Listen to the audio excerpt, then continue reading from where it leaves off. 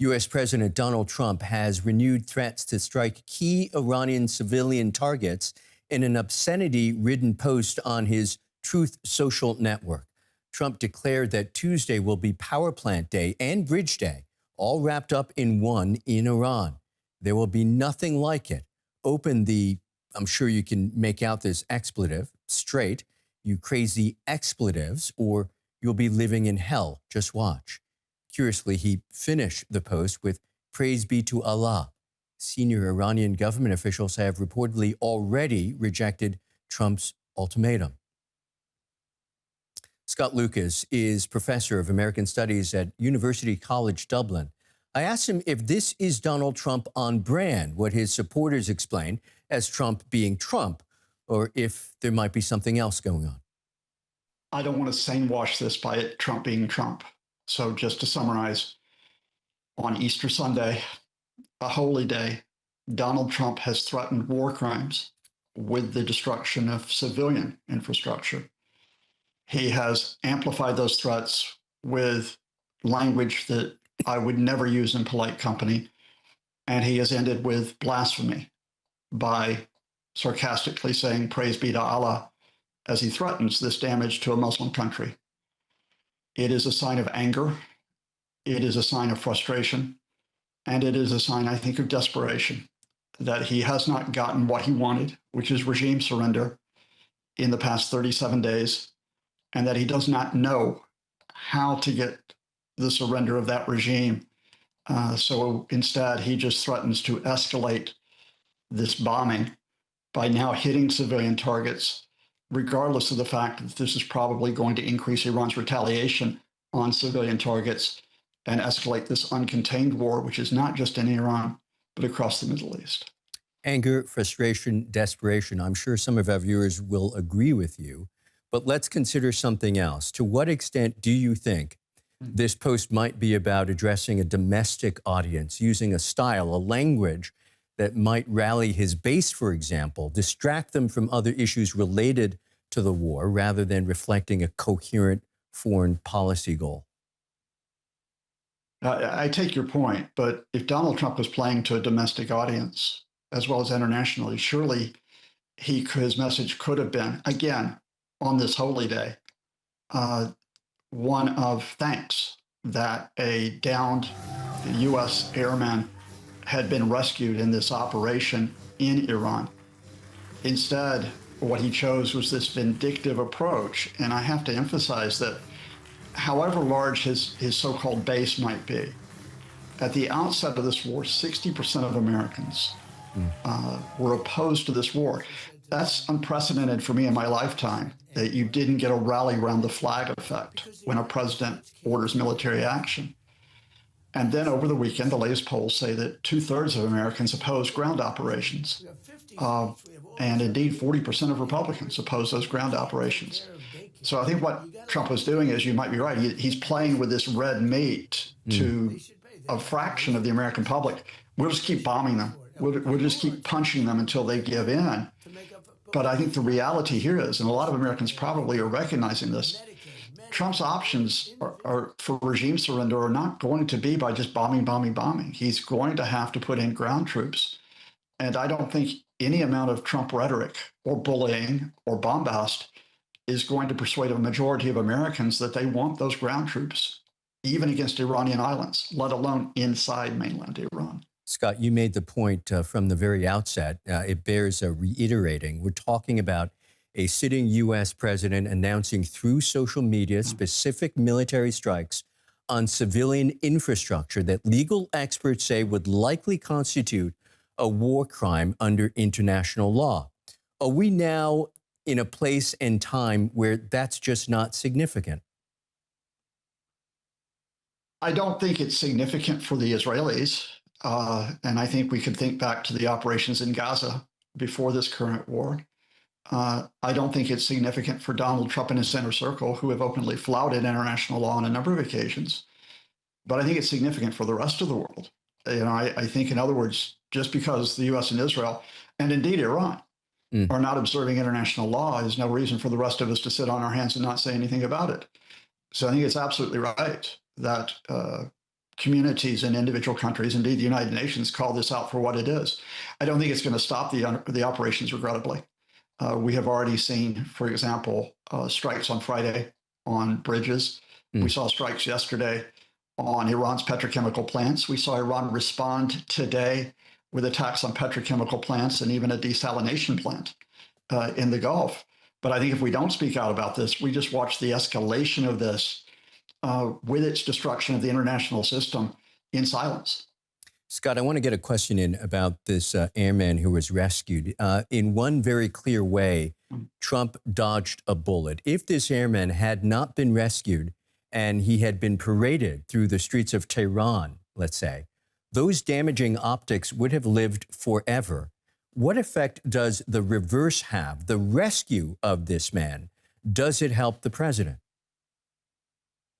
I think it might give the Trump camp a little bit of breathing space. Trump will have a ceremony in the White House at 1 o'clock Washington time tomorrow to talk about how great this is, provided there isn't substantial American loss around this, because although the airman was rescued, American officials have admitted that they lost 2 C-130 transport aircraft in this operation. And the Iranians are claiming, with some visual evidence, that there were 2 Black Hawk helicopters that were destroyed in this as well. So there was a significant military cost that the Americans took at this. But even if you say he gets a bit of breathing space with this, he doesn't escape the fundamental problem here. Come Wednesday, Thursday, Friday, he's back to the point that the regime is still in place. It still controls the Strait of Hormuz. It's still retaliating across the Gulf. Got it. And there's no sign that he's going to be able to get surrender. Okay. That is Scott Lucas, as ever. Many thanks to you, sir. Iran's Revolutionary Guards have claimed responsibility for attacks on petrochemical plants in the United Arab Emirates, Kuwait, and Bahrain. This footage appears to show the aftermath of a drone strike on the headquarters of the Kuwait Petroleum Corporation in Kuwait City. The IRGC has warned that it would intensify its attacks on U.S. economic interests in the region if Washington strikes more civilian targets. I'd like to welcome Diba Mirzaei, doctoral researcher at GIGA, the German Institute for Global and Area Studies. It's nice to have you on, Diba. Thanks for having me. Our pleasure. We're now less than 24 hours away from Donald Trump's ultimatum to Iranians to reopen the Strait of Hormuz or face, as he put it, all hell raining down on them. How do you think Iranians view this moment, as a serious military red line or political theater?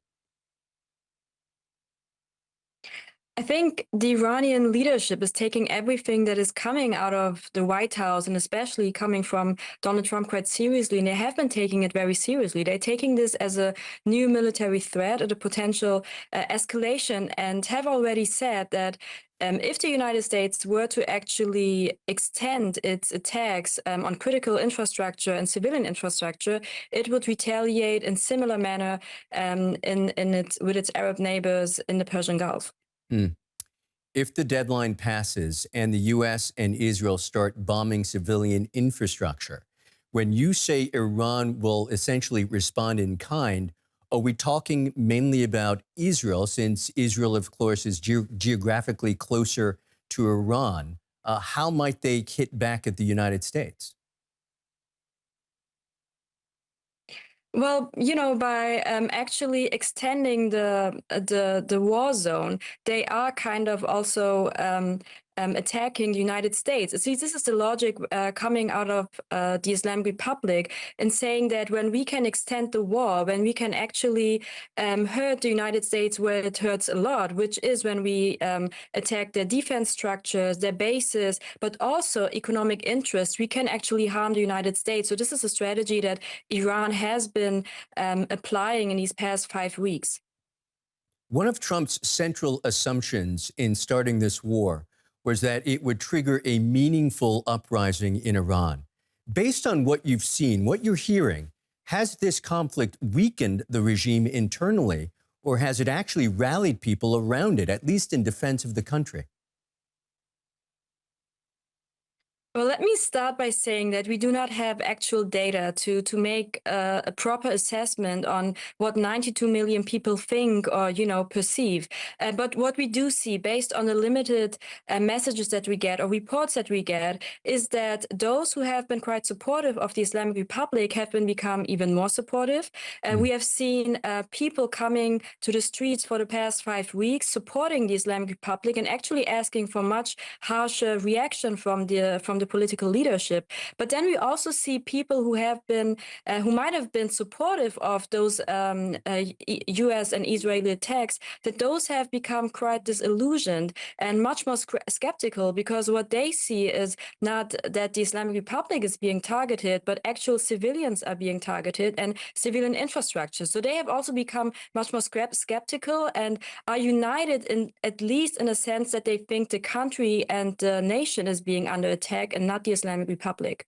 I don't want you to extrapolate too far, but related to that, very much based on what you just said, how's the war reshaping ordinary Iranians' view of the United States in particular? Is there any evidence Washington's actions are winning hearts and minds, or is the opposite happening? We actually have evidence to the contrary, because we have a polling, a quite recent polling amongst Iranians inside of the United States, where we can see that 66% of those people are quite critical, critical towards the United States, and they're opposing the war against Iran. And I think if we were to actually do such pollings in other countries with large Iranian diasporic groups, we would actually see similar results. And those are people that are not being directly targeted by this war. So I think that the people inside the country itself will be even more critical than the ones outside of Iran. And another thing that we should not underestimate is that we are now having a generation inside of Iran that is living in a war against those two enemies that the Islamic Republic has warned from for these past couple of decades. So we will see a new generation that will become much more critical and much more opposing towards the United States, Israel, but the West in more general. This is at least what I believe we will see in the future. Interesting. Diba, if the deadline passes without Iran backing down, what are the real world consequences, not from a military perspective, but economically and politically? Could this event reshape the region in any way? I mean, this event, I believe, has already reshaped the region tremendously. When we just look at the economic costs, I believe it will be ordinary citizens that will bear the brunt force of this war and further escalations. We will see prices going up. We will see further disruptions in supply chains. In fact, the World Food Program has already issued a warning that if this were to continue, we could actually face a global food crisis. So we shouldn't underestimate the economic cost that we will still we haven't even faced now, but we'll face much further in the future. When it comes to the political developments that we might see, I think we will see much more rethinking in terms of how those Arab states in the Persian Gulf will perceive their alliance with the United States, that in a moment when they were under attack hasn't really helped them much, but in fact has put them into harm. So I think we will see much more discussion and rethinking on that part. And when we look at Iran itself, I believe we will see much more militarization of day-to-day politics. We will see much more repression inside the country. And we will see that the Revolutionary Guards will become the probably sole arbiter in the coming days and months in Iranian politics, and also in continuing the war. Diba Mirzaei at GIGA, many, many thanks. Thank you.